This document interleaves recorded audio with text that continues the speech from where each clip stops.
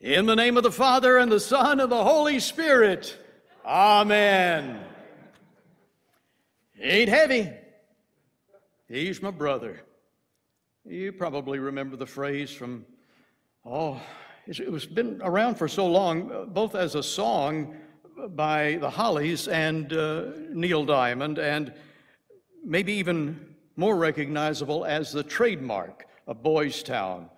Father Flanagan having discovered that ionic picture that was there in Ideals magazine of a little boy holding on to the back of another little boy, a beautiful picture that said, "He ain't heavy, he's my brother." And Boys Town took that and added, "He ain't heavy, Father, he's my brother." They bought the copyright to that picture and they used the phrase.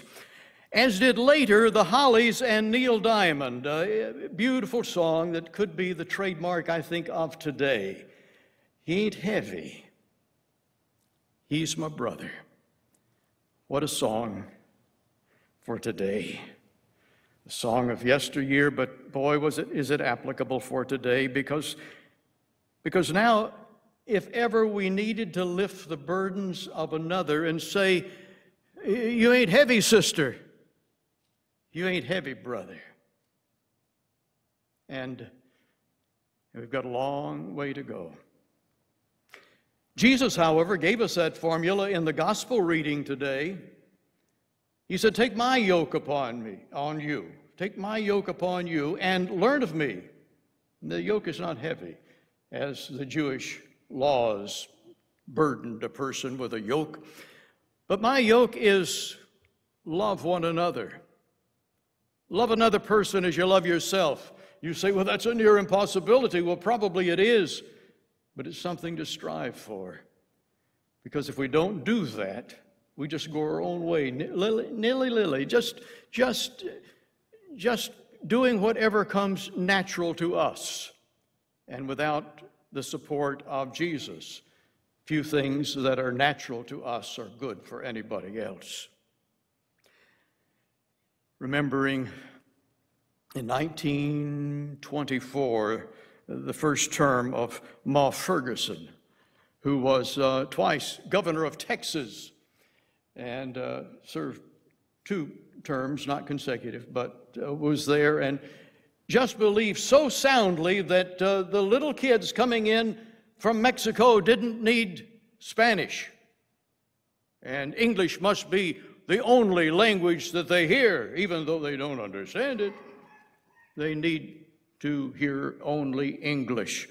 And to prove it, she held up a copy of the Bible, and making note that that Bible was written in English, she said, "If it was good enough for Jesus, it's good enough for Texas."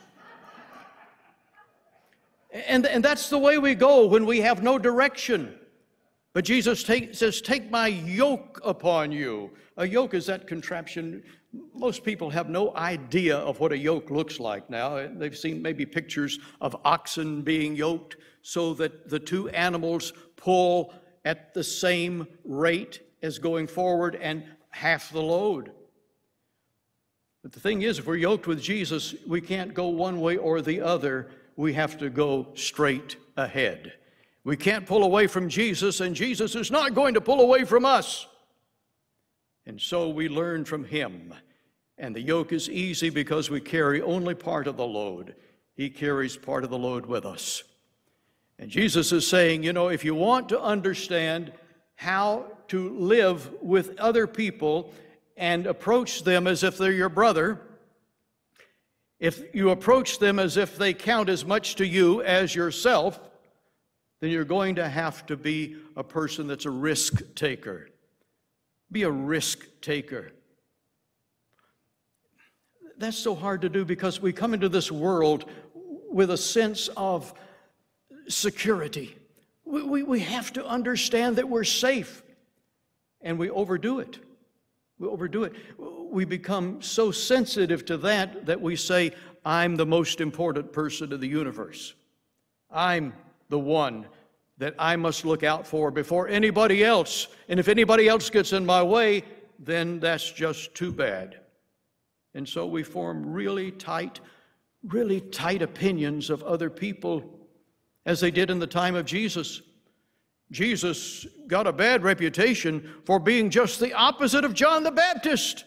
We don't like John the Baptist for this reason, but we don't like Jesus for this reason, and they're just total opposites of each other in the way that the people saw them at that time. And so we have to break away from that.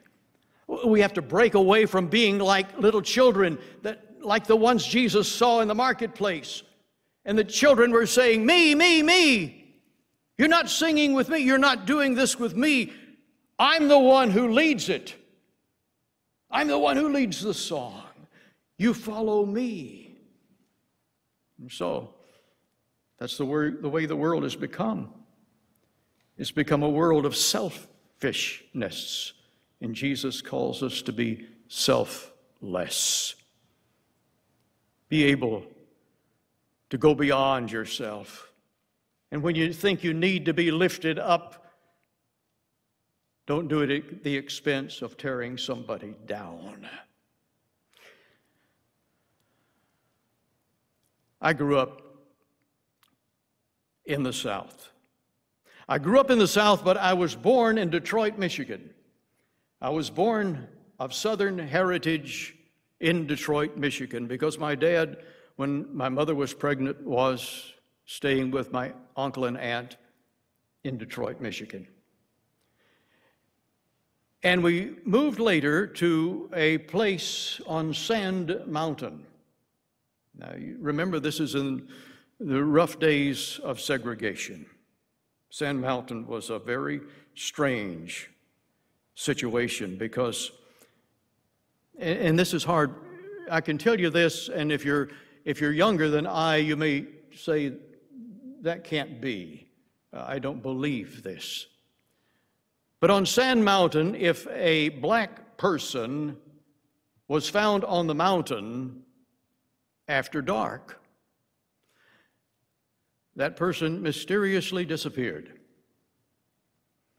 And law enforcement believed they had no real obligation to go looking for that person. And many of the persons that went missing stayed missing. And so black people never came up on the mountain. But you know, I never had any trouble in the lower grades in school, even though it was on the mountain with the little kids. I did okay. Even though in the grammar school grades I don't remember doing much except working with clay, but we moved into a little town and things completely changed.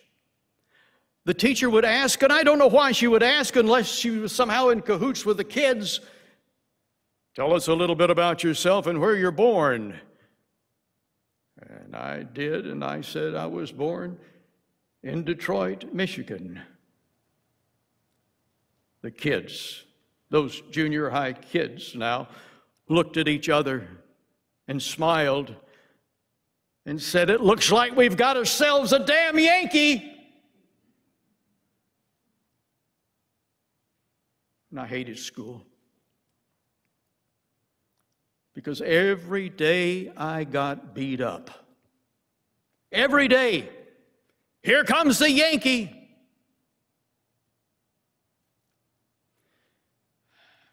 Now, there were some days that I decided to fight back, but if I fought back, I got injured. So I'd rather get hurt than injured. And many times I just got shoved around and they wanted me to fight.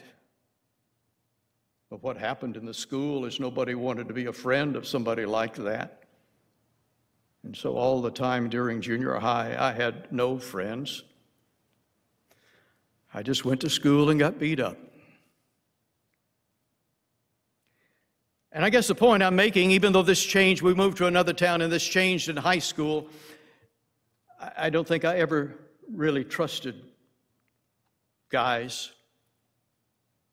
Maybe I don't trust guys that much now because of that. I don't have many guy friends. I don't do guy things. I have more women friends than guys. But here's the interesting thing about it. When we got into junior high, the attitudes of the kids completely changed. Because hate is a learned thing. You're not born in hate. You acquire it.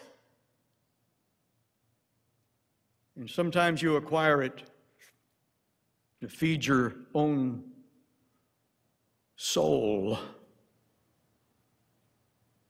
Venom.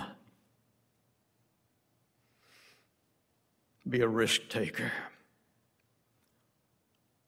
Say, you mean as much to me as I mean to myself. Can we say that? Can we try that? Or could we even say, you're my brother, you're my sister. Last night we were walking, Yanis and I, through the neighborhood as we do every evening, with all of the firecrackers going and all of the fireworks out. Poor dogs. They were miserable. But I noticed that most of the people were doing these things that go high into the air, and then the explosion comes, and then the trail of light comes down. And I think many people like that because of the poem and later the song, Bombs Bursting in Air. But when people think about seeing that flag that was illuminated by that light there at Fort McHenry, and believe that's some sort of ideal and some sort of wonderful sense of patriotism, need to understand that that was born out of death and misery. For those bombs bursting in air, those beautiful bombs bursting in air came down, and that day they were shrapnel. Shrapnel! Any person that came in contact with was cut to pieces. And yes, we were victorious, but at a price. Washington was sacked. The White House was burned. And the Battle of New Orleans probably didn't have to happen.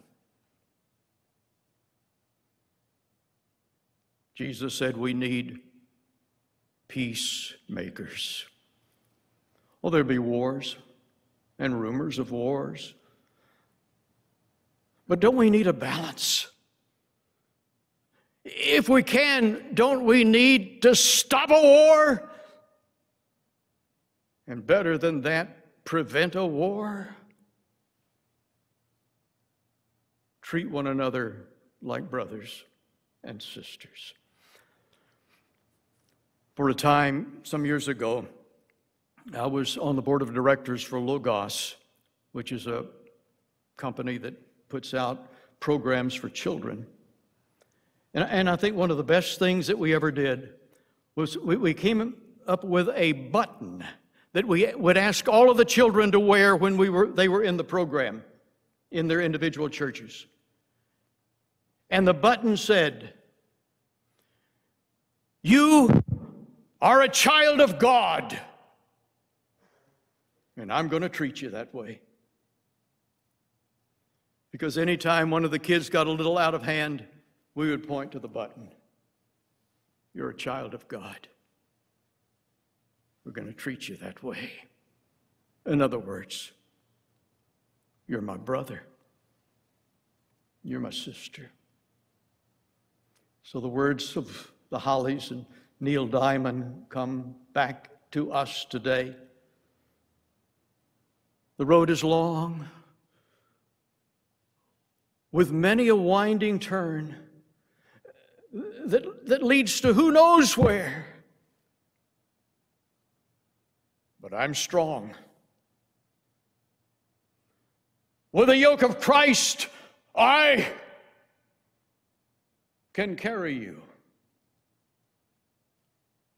You ain't heavy. You're my brother. Amen.